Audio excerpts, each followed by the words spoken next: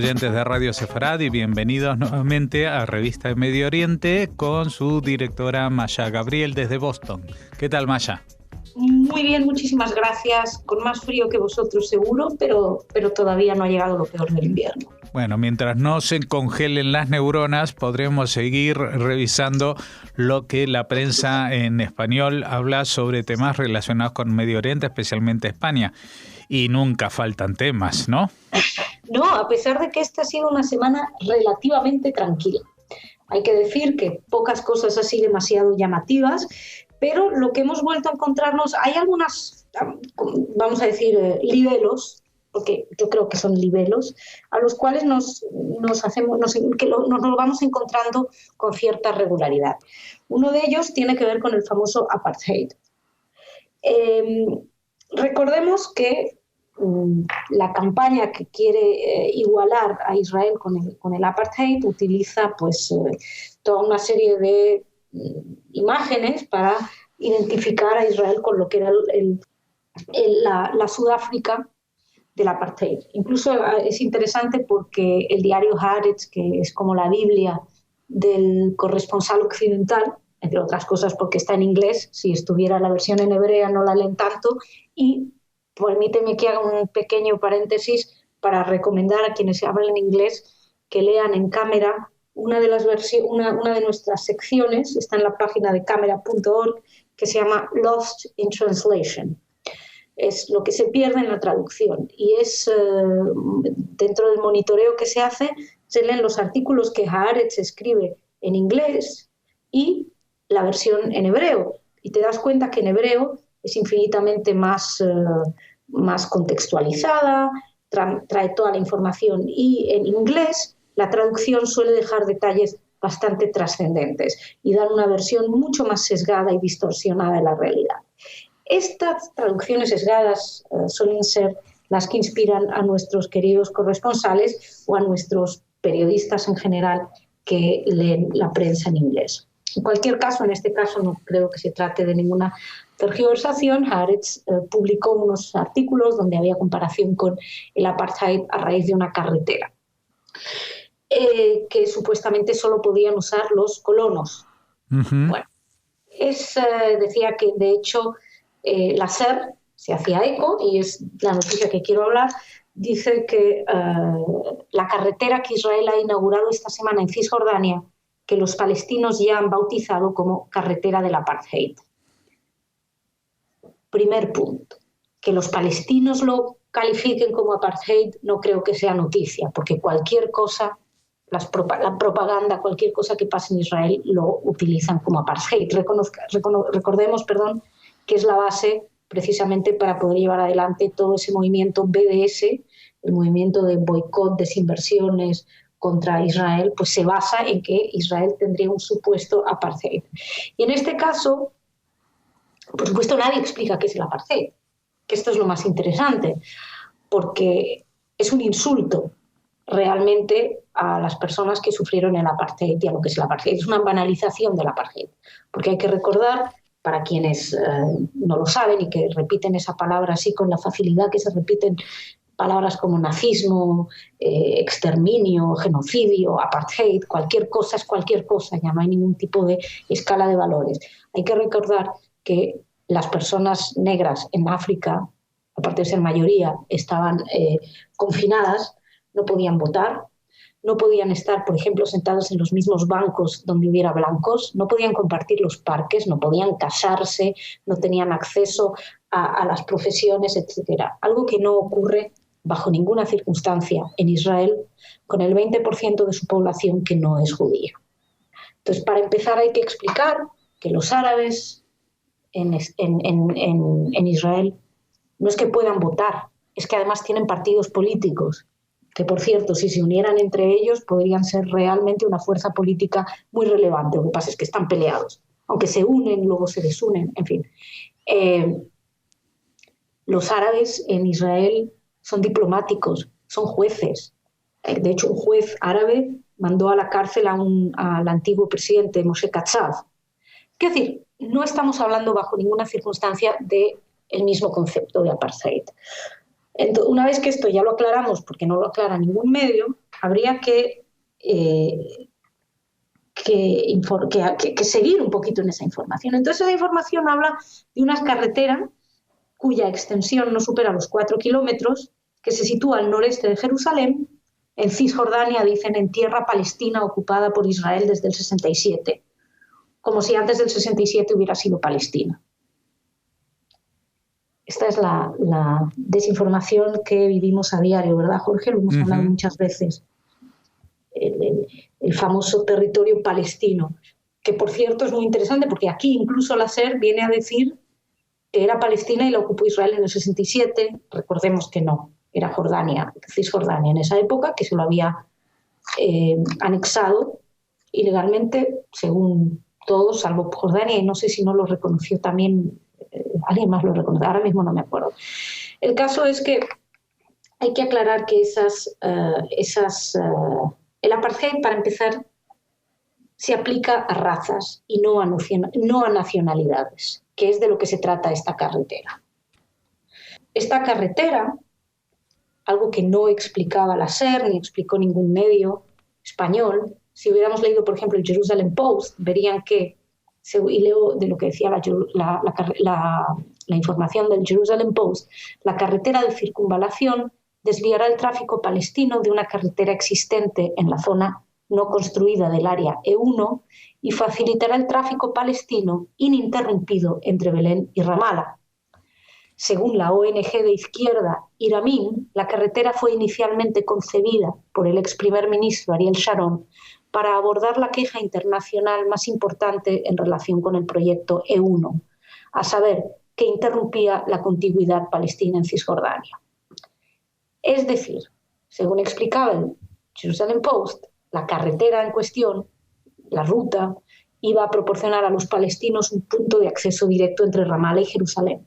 Y no es que los palestinos no pudieran, los árabes no puedan usarlo. Lo pueden usar todos los israelíes. Árabes, no árabes, cristianos, judíos, colonos, no colonos. En Israel no hay caminos restringidos para israelíes, para judíos. Lo que sí hay son caminos restringidos para israelíes, por razones de seguridad. Pero insisto, todos los israelíes, incluidos árabes, que de hecho, es interesante, muy a menudo visitan a sus familiares en Cisjordania. Y esto, de hecho, lo tuvimos corregido ya en cámara en el año 2008. La idea de que existe una política de prohibición contra los árabes es lo que quieren dar a entender, pero no es cierto. Entonces, el empleo de esa terminología de apartheid, una vez que lo pones, ya anula completamente toda la lectura, porque lo que estás haciendo es, en primer lugar, insisto, una gran banalización de lo que fue el apartheid, y en segundo lugar, una confusión de lo que está realmente sucediendo en Israel. E insisto, el apartheid se aplicaba a razas, en este caso podemos hablar de cuestiones de nacionalidades, que no es lo mismo. Luego ya podemos discutir si consideran que los palestinos de Cisjordania deberían ser israelíes, pero bueno, esto ya es un tema aparte. Pero esto es como decir que si construyen casas para los palestinos, entonces también es apartheid, porque son casas para palestinos y no son para israelíes, y entonces es como que son otro tipo de casa, ¿no? O sea, construye una carretera para facilitarle las cosas a los palestinos para que vayan de Ramallah a Jerusalén o de Ramallah a Belén, creo que era, ¿no? Sí, de Ramallah a Belén. De Ramallah a Belén sin interrupciones, y entonces esto ya es un acto de racismo. O sea, le está facilitando las cosas. Una carretera que también van a poder usar los judíos, por supuesto, porque todas están, como dices tú, ninguna está prohibida, excepto las zonas que creo entender que la zona de acceso, creo que es en la zona C, que está bajo administración de la autoridad palestina. Ahí no pueden entrar los israelíes, tampoco pueden entrar los israelíes en la Franja de Gaza. No, claro que no. Los israelíes no pueden entrar en ningún sitio, pero nadie te va a hablar. Pero esto es como cuando tenemos la información sobre Hebrón. ¿Cuántos artículos se han escrito sobre Hebrón con respecto a una calle donde no pueden estar los palestinos? Lo que no explican es que en todo el resto de Hebrón no pueden estar los israelíes. Los judíos, básicamente, y eso les da exactamente igual. Porque aquí cuando te hablan mucho de apartheid, no sé qué, pero nadie menciona que han dejado muy claro los líderes palestinos que en un futuro Estado palestino no puede haber judíos. Claro, sí, eso es uno de los problemas de la negociación, porque ya en un momento dado se planteó, bueno, vale, y si nosotros le devolvemos estos territorios y con ellos construyen un Estado judío, un Estado palestino, podemos dejar ahí entonces que respete a las minorías, pero nadie los quiere. Las colonias que están como una minoría judía que viva dentro del Estado palestino. No, aquí no se queda nadie. Esto es como Gaza, ¿no? En el fondo. Sí, como Gaza, que hubo que eliminar, que sacar a todos los colonos, algunos de ellos que llevaban en colonias que llevaban cientos de años, pero da igual, porque que además eso es lo interesante de toda esta cuestión mediática. La doble vara de medir es tan clara, digamos que la lupa está tan colocada sobre Israel y la oscuridad está tan extendida sobre cualquier acción, cualquier declaración del lado de los líderes palestinos, que llega un momento que es, bueno, aparte que creo que es enfermizo, pero llega un momento que casi ya es un chiste, ¿no? Lo que estás comentando. Se habla de ocupación. Bueno, ¿qué ocurre cuando se dejó de ocupar Gaza? Entonces te dirán, no, Gaza sigue ocupada. ¿Perdón? Sí, porque hay control militar de las fronteras. Obviamente, porque inmediatamente llegó Hamás y se ocupó bien de atacar a Israel. Entonces, evidentemente tiene que haber un control. La cuestión está en que el medio de comunicación tiene una absoluta distorsión, o distorsionan ellos mismos en su cobertura lo que está sucediendo en Israel, porque lo magnifican. Y yo insisto, y yo sé que es muy digamos, idealista considerar que esto en algún momento se va a dejar de hacer, pero yo veo una terrible vulgarización de los términos que un periodista no debería permitirse. Se supone que un periodista es un profesional del lenguaje, es un profesional que entiende que una palabra significa algo. Decir apartheid tiene que significar apartheid. Del mismo modo que cuando leemos con otras noticias, es que son nazis. Un momento, nazis son nazis. Dejen de utilizar el término nazi para cualquier cosa, porque tiene unas implicaciones. El otro día tenía una conversación con un periodista por teléfono a raíz de eso, y me decía, no, lo que pasa es que es totalitario, pero ha habido tantos regímenes totalitarios en la historia, ¿por qué tienes que utilizar precisamente nazi, que además de totalitario implica genocidio? Genocidio, otra palabra que nos lanzan a diario, el genocidio de los palestinos. Por favor, estamos hablando de periodistas que se supone que tienen que cuidar su lenguaje. Y si ustedes van a hablar de apartheid, porque les apetece hacer una comparación, por lo menos expliquen lo que era el apartheid. Bueno, no sé si nos has llevado solamente por esta carretera del ridículo periodístico o también tendremos alguna desviación por algún otro sendero en la crónica de hoy. Comentar una cosa de la BBC que me pareció muy interesante porque mencionaban en una noticia sobre Trump y el muro que quiere levantar en la frontera con México, y decían que toma como modelo a seguir la valla de seguridad de Cisjordania.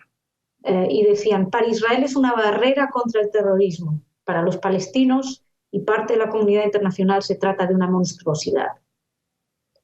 O sea, para Israel es una barrera contra el terrorismo. Sí. Basta ir a las cifras, basta ir a los números, basta recordar lo que fue la segunda intifada, porque la memoria es muy corta.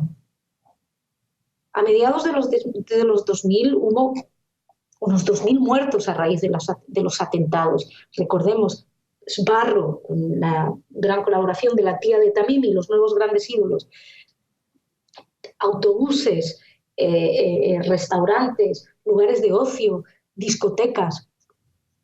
Bueno, se empezó a construir lo que es una valla de seguridad que tiene partes que son muro y tiene que ver también con cuestiones de seguridad concretos por los francotiradores, las zonas de la autopista donde pueden disparar, y curiosamente cayó en picado el número de atentados suicidas. Entonces, no se puede decir con tanta facilidad, no, para Israel es... ¿Qué pasa? ¿Que no hay motivos de seguridad? Cuando es evidente que ha funcionado. Ya. Pero me imagino que esto se parece un poco, perdón por el símil, al tema de las vacunas. Es decir, las vacunas han funcionado contra un montón de enfermedades, pero ahora de pronto se ha puesto de moda que no, que en realidad era algo muy malo para la humanidad que no hubieran estas enfermedades o algo similar, ¿no? Es decir, se está demostrando la efectividad de que tuvo esa valla de seguridad y sin embargo pues, se pone en duda porque, claro, eso lo que bajó fue para los israelíes, pero para los palestinos era muy molesto no poder disparar a los israelíes. Bueno, como leía en un artículo que el Iron Dome, ¿cómo se llama? La cúpula de hierro. Gracias, la cúpula de hierro es una agresión a los palestinos porque no les permite defenderse de la ocupación. Es una cosa completamente ridícula, pero tiene que ver. En el fondo, si te fijas, Jorge, y aquí ya a lo mejor extrapolo, y es una opinión muy basada en algo intuitivo, no tengo datos, pero todo lo que es el movimiento antivacunas, básicamente, con otros movimientos, se basan en una realidad emocional, ¿no? No son datos científicos. Hay una especie de aciencia, de una negación de la cuestión científica en muchos movimientos posmodernos, entre ellos toda esta cuestión antivacuna, basada más en una cuestión de volver a lo natural, en fin, de romper con iba a decir siglos, que tampoco demasiados, donde la ciencia ha llevado un poquito la voz cantante. Antes era la religión, después vino la ciencia y ahora hay como una especie de voluntad de que sea como lo emocional, ¿no? Y tiene mucho que ver con la información de Israel. La información que se da sobre Israel generalmente está basada en cuestiones emocionales. Me centro en una víctima de algo que le haya pasado a Israel, me centro en cómo sufre, me centro en despertar la emoción, la piedad, la empatía del lector. Pero no me centro en explicar lo que ha pasado, no me centro en dar una visión amplia, no me centro en explicar por qué pasan las cosas. No importa por qué pasan, importa cómo se viven. Y entonces, importa en este caso simplemente uno de los lados de cómo lo vive. Yo creo que en el fondo está muy vinculado esto que dices de la antivacuna, también con un pensamiento más relativista y posmoderno, ¿no? Y que tiene que ver mucho con el tipo de periodismo al que estamos asistiendo, un periodismo muy personalizado, que en el fondo no deja de ser gregario, porque es muy poca gente va a venir a escribir algo diferente a lo que escriben los mass media, lo que se dice en general. Hay una especie de... Uno cree que es muy distinto, pero no está más que siguiendo una especie de control, de patrón gregario en el cual ya se ha establecido este es el malo. Sí, ellos justamente es un tipo de prensa que suele denunciar el pensamiento único y en realidad ellos también lo están aplicando. Ellos aplican el pensamiento único a cuestiones como esta de la información sobre Medio Oriente, sobre Israel y a los prejuicios derivados de ello, porque tal como hemos comentado en tantísimas ocasiones, los prejuicios contra Israel no son solamente contra Israel, son contra una parte de Israel que da la casualidad que son los judíos. Así que, bueno, pues Maya, ¿qué vamos a hacer? En esto estamos y seguiremos, ¿no? Habrá que seguir, Jorge. Pues nada, seguiremos entonces la semana que viene, si te parece bien. Me parece perfecto, esperemos tener cosas más alegres. Bueno, eso ya no lo podemos prometer. Lo que sí podemos prometer es que si entran en la página www.revistamo, revista de Medio Oriente, quiere decir .org, pues pueden encontrar mucha más información que la que aquí escuetamente vertemos en esta entrevista oral. Muchas gracias, Maya, y hasta la próxima. Muchas gracias, Jorge, a vosotros. Un abrazo grande.